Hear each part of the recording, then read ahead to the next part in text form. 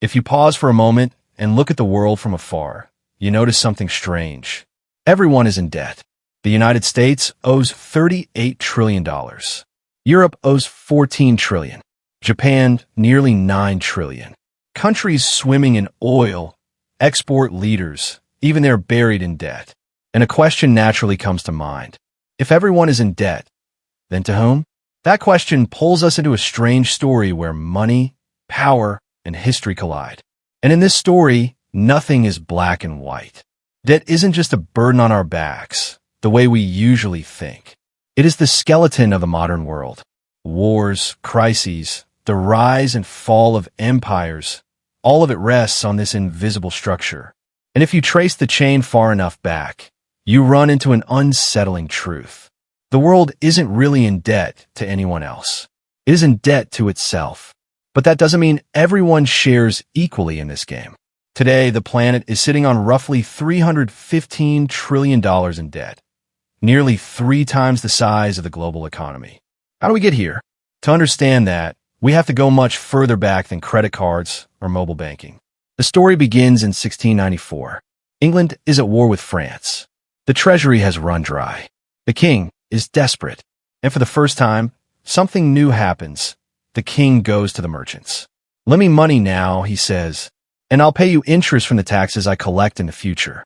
To manage this arrangement, the Bank of England is created. And suddenly, the world changes. The state begins spending money it doesn't yet have.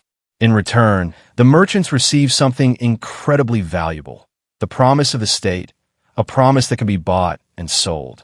Today, we call this a government bond, the first brick of modern finance. France copies the idea. The Netherlands refines it. America uses it to fund its war of independence and its expansion westward. Debt is no longer a source of shame. It becomes a mark of credibility. If you can borrow, you're taken seriously. Empires once conquered land to extract gold. Now they issue bonds to extract interest. The battlefield has turned into a balance sheet. Fast forward to today, and the picture becomes even stranger. Debt has become the world's largest product. Every country borrows. Every bank lends. And we, through our taxes, our pensions, and our savings, are both debtors and creditors at the same time. So who's really holding the rope? Let's look at the United States, because its debt isn't just a national issue. It's a global one. Of its $38 trillion in debt, most of it is actually held by Americans themselves. Banks, pension funds, insurance companies, and even the central bank. About $9 trillion is held by foreign investors. China holds only a small portion of that. In other words, America's biggest creditor is itself. Money circles back to where it started. The Treasury issues bonds, banks buy them, the central bank purchases them and creates new money. Taxes pay the interest, and that interest flows into retirement accounts. A closed loop, like looking into a mirror. And this isn't unique to the United States. Japan lends to the U.S. The U.S. lends to Europe through the IMF. Europe lends to developing countries.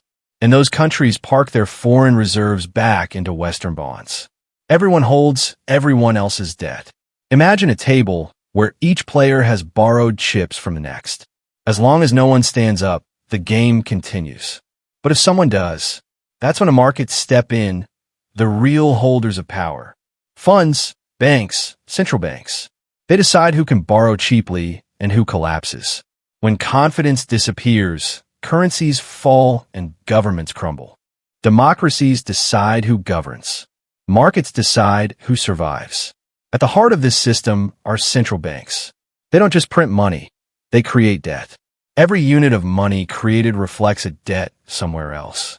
There is no such thing as debt-free money. Every bill in your wallet carries an invisible promise. This system has stood for years on confidence, until that confidence breaks. We've seen it in Greece, Argentina, and Sri Lanka. When debt becomes unpayable, creditors suddenly become visible. The IMF, rating agencies, anonymous funds. But the story doesn't end there. New debts replace old ones. The system resets. Because in the modern world, debt isn't meant to be paid off. It's meant to be rolled over. Governments don't plan to eliminate their debt. Ever. This isn't a secret. Because if they did, the system would collapse. If the United States somehow paid off all its debt, the world would lose its safest asset. Money would contract, and the economy would freeze. That's why debt is constantly renewed, like a pulse, the heartbeat of capitalism itself, in pensions, in loans, in markets. When politicians say, we will eliminate the debt, it sounds good. But the real goal isn't to erase debt, it's to keep belief in it alive. Because this system runs on faith. And the moment that faith disappears, the numbers stop matching. And there's one final truth: debt doesn't affect everyone equally. Interest flows upward, from workers to investors, from taxpayers to capital owners. That's why as debt grows, inequality grows with it. Creditors aren't villains. Debtors aren't innocent. They're both parts of the same machine. The real question is this: what happens when a machine runs out of fuel?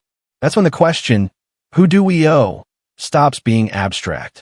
Because the answer is simple: everyone, and ourselves. Debt is no longer a chain, it's a balance. But when that balance breaks, all that remains is a promise that can't be kept. If this gave you a new perspective, subscribe. History holds the answers, and I'll show you where to look.